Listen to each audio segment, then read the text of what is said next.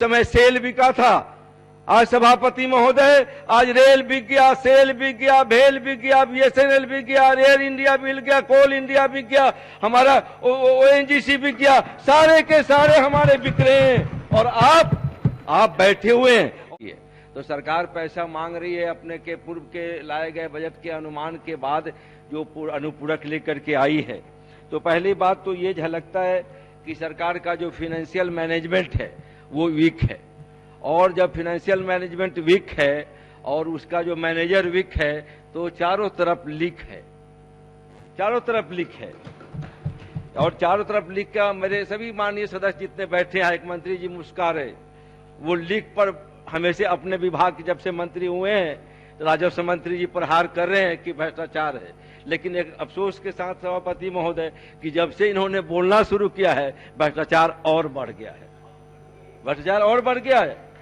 मैं अब ये आना चाहता हूं सभापति महोदय कि चर्चा निश्चित तौर पे हम लोग अनुपूरक बजट पर कर रहे हैं और अनुपूरक विचारणीय है। तो अनुपूरक में दो हमारी ये था, एक तो ऐसा लगता है सरकार चालाकी करती रहती है लेकिन सरकार की चालाकी पकड़ी जाती है।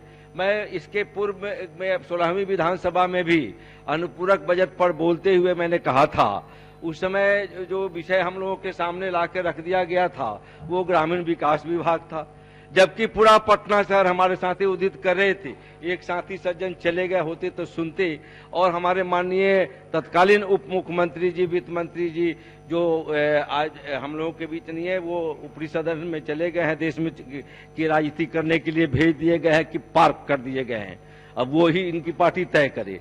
लेकिन उनको जो लोगों ने देखा था, हाफ पैंट जब कुछ साथी उदित कर रहे थे कि हाफ पैंट पहन करके या मूड़ी गाड़ करके अब पब्लिक चिल्ला रही है वित्त मंत्री जी सुनिए सुनिए हमको बचाइए, और वो अपने बचने के जुगाड़ में भाग रहे थे। तो हम लोगों ने कहा था कि अरुण भाई हमारे बैठे हैं, अरुण भाई को कितना झेलना पड़ा, हम लोग अच्छे मित्र हैं, साथ साथ विधायक रहे हैं लंबे समय से, तो इनको भी झेलना पड़ता, हम लोगों को भी झेलना पड़ता। पटना पूरा बिहार डूबा हुआ था, और हमारे जो आज के नगर विकास मंत्री वित्त मंत्री जी हैं इनका भी घर डूबा हुआ था, और चर्चा हो रही थी ग्रामीण विकास पर। आज जब पूरा बिहार और हमारा देश और दुनिया जो वैश्विक महामारी है कोविड-19 है, उससे वो न सिर्फ सफर कर रहा है बल्कि हम झेल रहे हैं, हमारे लोग मर रहे हैं, दोबारा रिपीटिशन हो रहा है। हमारा महाराष्ट्र, हमारा केरला, हमारा मध्य प्रदेश, हमारा छत्तीसगढ़ फिर से प्रभावित होने पर है, और हम बिहार के लोग भी सशंकित ही नहीं प्रभावित हो रहे हैं। एम्स में आज से 5 दिन पहले मैंने पढ़ा कि 6 पॉजिटिव केसेज नए आ गए। बिहार के अन्य जिलों से भी रिपोर्ट आ रहे हैं। तो चर्चा कायदे से अगर होनी चाहिए थी तो आज हम तमाम सदस्यों को और सरकार को मिलकर चर्चा पर चर्चा ये करनी चाहिए थी कि साहब ये कोविड-19 जो वैश्विक महामारी है इससे हम कैसे निपटेंगे। तो आपने लिया के रख दिया नगर विकास, क्या चालाकी है, और चालाकी माननीय मुख्यमंत्री जी का और सरकार का। तो हमेशा हम लोग, और मैं तो मार्क करते रहा हूं, ये पार्क करते रहे, हम मार्क करते रहे। हमारे सदन के पहले के भी ये हैं, सभी साथी जो हमारे पुराने बैठे हैं आप सुनते रहे। तो माननीय मुख्यमंत्री जी उठ के चले गए, वो हमेशा कहा करते हैं कि हम बैठ के सुन लेते हैं कहीं से। एक बार उन्होंने मुझे कहा था आपको तो जरूर सुनते हैं, तो कहीं से अगर हों बैठे हों या नहीं तो सुन लेंगे, या सुन रहे हों। तो मैं माननीय मुख्यमंत्री जी को कहना चाहता हूं कि माननीय मुख्यमंत्री जी होशियारी आप जितनी कर लें, लेकिन इतिहास में बातें दर्ज होती रहती हैं। आज हमारे साथी कह रहे हैं हम रंग रोगन जितने कर दें, हम बात ये सही है कि हम सड़कें निश्चित तौर पे लोग याद किया जाएंगे, याद किए जाते हैं। हम अपने पुरखों को याद करते हैं, हम बुद्ध को याद करते हैं, हम कबीर को याद करते हैं, हम रविदास को याद करते हैं, हम अम्बेडकर को याद करते हैं, हम ज्योतिबा फूले को याद करते हैं, हम लोहिया को याद करते हैं, हम कर्पूरी ठाकुर को याद करते हैं। तो निश्चित तौर पर नीतीश जी आप भी याद किए जाएंगे। और आपको मैं कहना चाहता हूं, आप जहां भी हो सुन रहे हो या सुन लीजिए कि आपको 1999 में एक बार आप जब वाजपेयी जी की सरकार में बैठे हुए थे, मैं आप नेता प्रतिपक्ष को कुछ कह रहे थे, आप इमोशनल ब्लैकमेल करने में जो लगे थे, मैं बैठ के सुन रहा था। अब मेरे मन में था कि पार्टी के लोग समय देंगे तो मैं उस दिन इस बात को रखूंगा। तो आप चाहे जो कह लें, आप नेता प्रतिपक्ष को कह रहे थे कि आप उस दिन गोद में होंगे, लेकिन माननीय मुख्यमंत्री जी, नीतीश जी, सदन नेता, मैं आपको बतलाना चाहता हूं कि उस दिन आपको पार्लियामेंट में जिस दिन देश बेचने की शुरुआत हुई थी, जिस दिन अरुण शौरी मंत्री बनाए गए थे और राष्ट्रपति का अभिभाषण पर परिचर्चा हो रहा था, 1919 की बात है, 1999 की बात है, और पार्लियामेंट में खड़ा होकर के देश बिकने की जब बात होने लगी, तब जो तत्कालीन पूर्व प्रधानमंत्री चंद्रशेखर जी ने बातों को उद्धृत करते हुए कहा था, नीतीश जी आप यहां बैठे हो, आप युवजन सभा, समाजवादी युवजन सभा में रहे हो, आप समाजवादियों की टोली से आए हुए लोग हो और इसी सरकार के हिस्सा हो, और यहीं बैठ करके देश बेचने की साजिश हो रही है। और देश के सभी, ये उस समय सेल बिका था।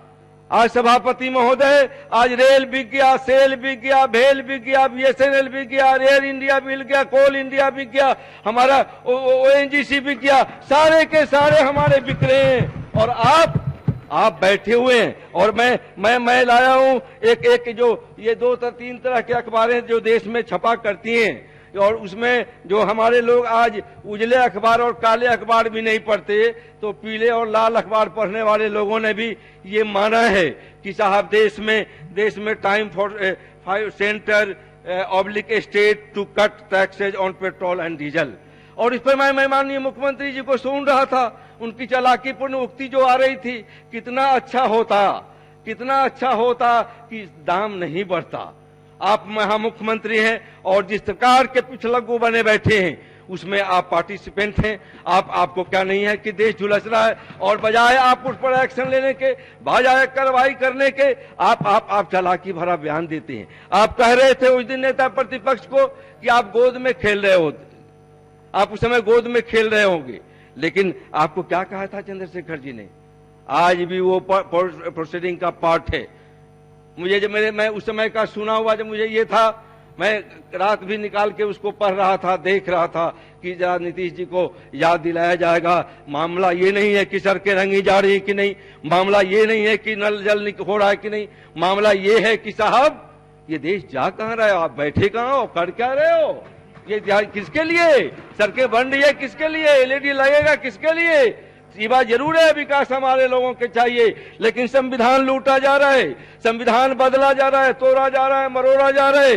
देश की लड़ाई, हमारे साथी चाहे उधर भी बैठे हैं, वो कृष्णनंदन पासवान बैठो भैया, ये देश में यही सबसे बड़ी लड़ाई रही है कि ये देश अम्बेडकर के संविधान से चलेगा कि गोलवलकर के संविधान से चलेगा। ये नागपुरिया संविधान होगा यहाँ कि अम्बेडकरवादी संविधान होगा? अम्बेडकरवादी संविधान तहस नहस हो रहा है। माननीय सदस्य, नगर विकास आवास पर भी मैं आ रहा हूँ, उस पर मैं आ रहा हूँ। और